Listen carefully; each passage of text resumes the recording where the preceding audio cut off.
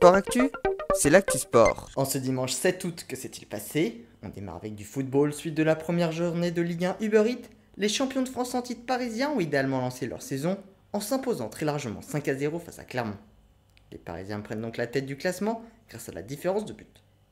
Dans les autres résultats du jour, Lille a battu Auxerre 4-1, match nul 0-0 entre Angers et Nantes, 3-2 entre Montpellier et Troyes ainsi qu'entre Lens et Brest, et Lorient s'est imposé 1-0 dans le derby breton face à Rennes. Également en football, un mot sur la deuxième journée de Ligue 2 BKT. Bordeaux a hier soir battu Rodez 3-0, son premier succès de cette saison qui lui permet de prendre la deuxième place derrière Guingamp, toujours invaincu, et qui s'est imposé hier soir 2-1 sur la pelouse de Laval. Saint-Etienne, qui a été accroché un partout par Nîmes, a décroché son premier point de la saison, mais reste dernier avec moins de points en raison des 3 points de pénalité lors du barrage retour Ligue 1 Ligue 2 face à Auxerre du 29 mai dernier.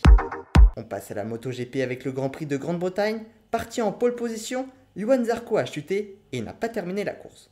C'est Francesco Bagnaia qui s'est imposé et qui revient dans la course pour le titre de champion du monde. Fabio Quartararo a lui terminé 8ème devant Alex Espargaro et reste donc leader du classement des pilotes. En cyclisme, le Tour de Louvain avec le retour à la compétition de Julian Alaphilippe sur les lieux qui lui avaient permis de conserver son titre de champion du monde en septembre dernier. C'est le Belge Victor Kampenaerts, échappé aujourd'hui, qui s'est imposé. En basket, les Français affrontaient les Pays-Bas en match amical en préparation de l'Euro. Ils se sont très largement imposés 89-65. En rugby, c'est toujours la première journée de Rugby Championship. L'Australie a très largement battu l'Argentine 41-26 et prend donc la tête du classement général devant l'Afrique du Sud. En tennis, les finales des tournois de la semaine, Daniil Medvedev a remporté son premier tournoi de l'année après sa victoire face à Cameron Norrie à Las Cabos. En Roumanie, la Roumaine Anna Bogdan a battu la Hongroise Pana Udvardi.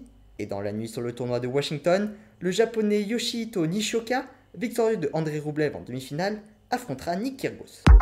En canoë-kayak, ce sont les mondiaux à Halifax au Canada. Si aucun valide n'a réussi à monter sur le podium hier, ce n'est pas le cas des para-athlètes.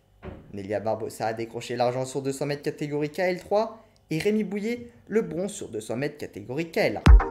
Enfin en baseball, les Françaises ont battu la République tchèque en finale des championnats d'Europe à Montpellier et conservent donc leur titre après celui de 2019. Voilà pour les actualités du jour, à demain dans Sport Actif.